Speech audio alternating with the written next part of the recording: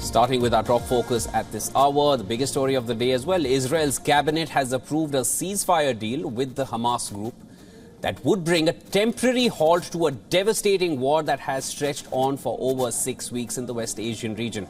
Now, viewers, under the deal, Hamas is to free 50 hostages over a 4-day period.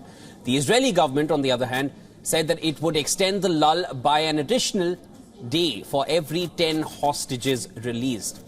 Now, Hamas welcomed Israel's move and dubbed it as a humanitarian truce. In a statement, it said that 150 Palestinian prisoners will be released from Israeli jails as part of the agreement. Reports also suggest that the first hostages may be released as early as Thursday. Israel's Prime Minister Netanyahu told a meeting of his cabinet that accepting a deal for the release of hostages was a difficult decision, but it is the right one to make. He stated that Israel will continue its war against Hamas even if a temporary ceasefire is reached with the militant group. Now, Netanyahu also thanked the US President Joe Biden for his part in the deal to include more hostages and fewer prices.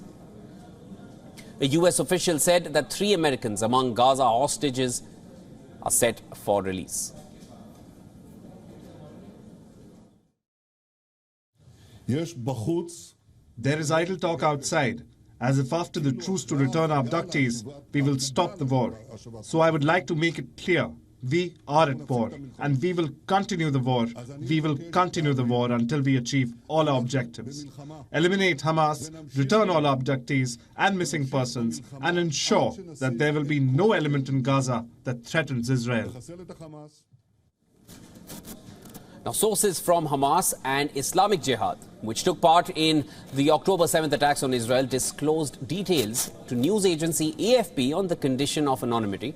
They said that the tentative agreement would include complete ceasefire on the ground and an end to Israeli air operations over Gaza, except in the northern region, where they would only halt for 6 hours each day. Now, under the deal, which the sources said could yet change, between 50 and 100 Israeli and dual national civilians would be released in exchange for a greater number of Palestinian prisoners in Israel. Now, the proposed deal would also allow for up to 300 trucks of food and medical aid to enter Gaza. I believe we are in the decisive moments, and we are hopeful, God willing, for this temporary pause that would stop aggression for some days, deliver aid and swap civilians, for women and children in the occupation's prisons. We cannot go into details because we are nervous that the occupation will delay, which it has been doing for a month. And the closer we get to a deal, they go back. The hostage families have demanded that Israel should insist on the return of all those being held. Now, the religious Zionist party, a part of the coalition government in Israel, has voiced opposition to the deal, denouncing it as bad for Israel's security, for the hostages and for the soldiers.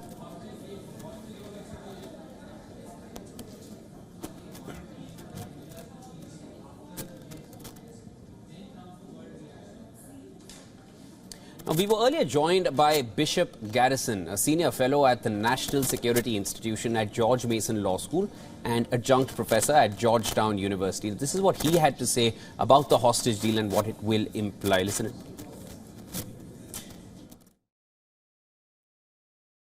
Absolutely. Well, anytime you have hostages released in this type of situation, it's a good thing.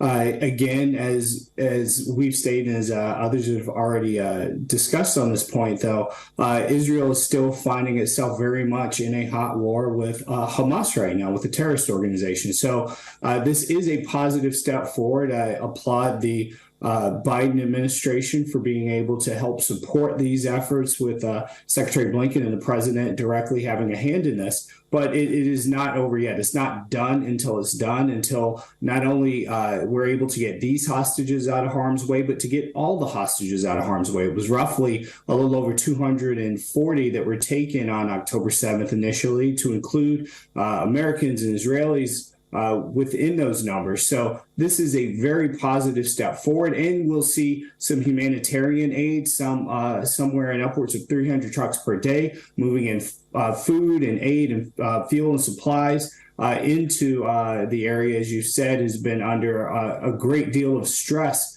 since this war began. But again, it is a step forward, not the final step. Now, Israel's cabinet has approved a ceasefire deal with the Hamas group that would bring a temporary halt to a devastating war that has stretched on for over 6 weeks. Now, under the deal, Hamas is to free 50 hostages over a 4-day period. The Israeli government said that it would extend the lull by an additional day for every 10 hostages released. This is definitely a ray of hope, and a certain amount of relief also comes with it. It's a big development, one of the biggest developments ever since the war even started, because this is what each person in the West Asian region, around the world, has been yearning for. Some sort of truce, some sort of ceasefire.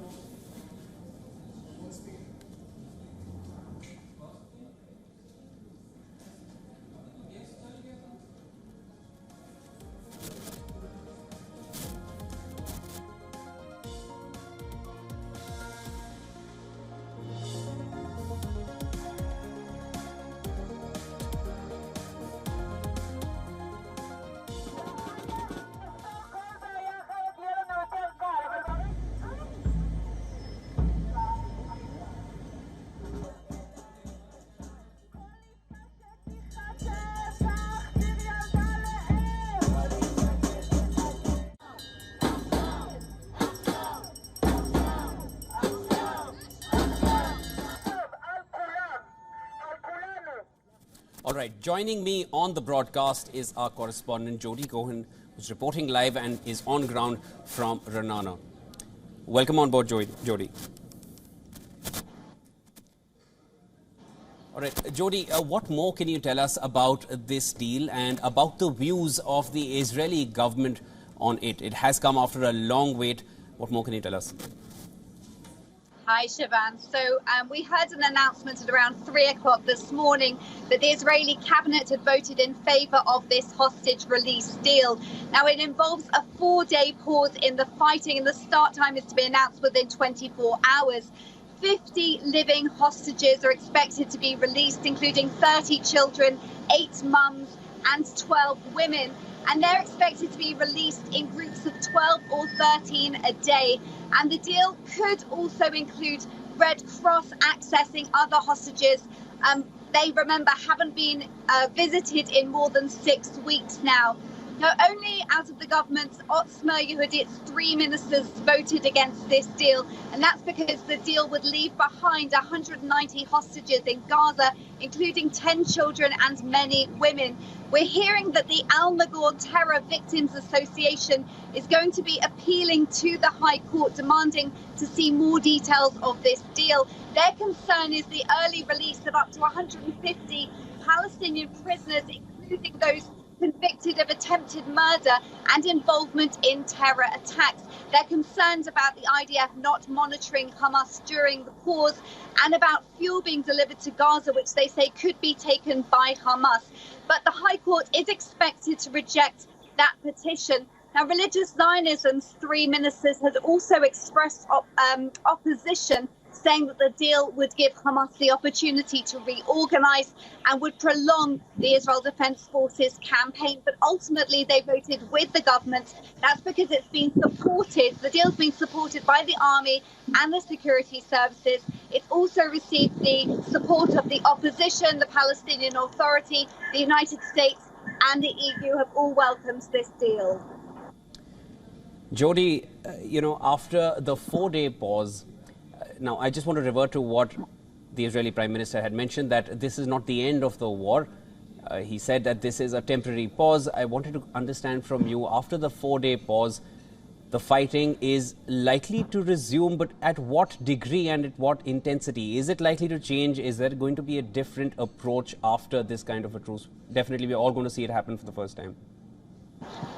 So it remains to be seen. I mean, this morning we've seen rockets fired from Hamas into Israel, and the IDF continued its ground operation in Gaza. There's been a statement from the Israeli government saying that the deal would not impact the goals of bringing all those hostages home, of dismantling Hamas and ensuring that there's no more threat from Gaza to Israel's security. Now, Defense Minister Gallant has said that Israel's ground offensive against Hamas was key to pressurizing Hamas to negotiate, and said that without continued pressure, there would be no chance of releasing the remaining hostages. The fighting is expected to continue, as you've said, but the humanitarian pause could be extended 1 day for every 10 hostages released, up to a maximum of 10 days pause in total.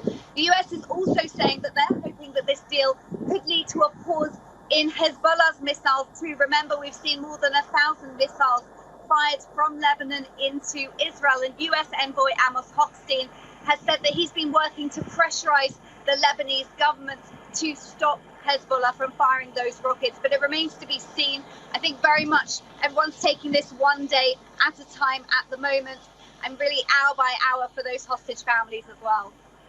Definitely, we need to take it 1 day at a time, as you rightly said. It's good to see you safe and sound, Jody. Thank you so much for joining in, and here's hoping that there's a peaceful resolution which can be achieved in the region for everyone's safety. Thank you so much for joining. Thank you.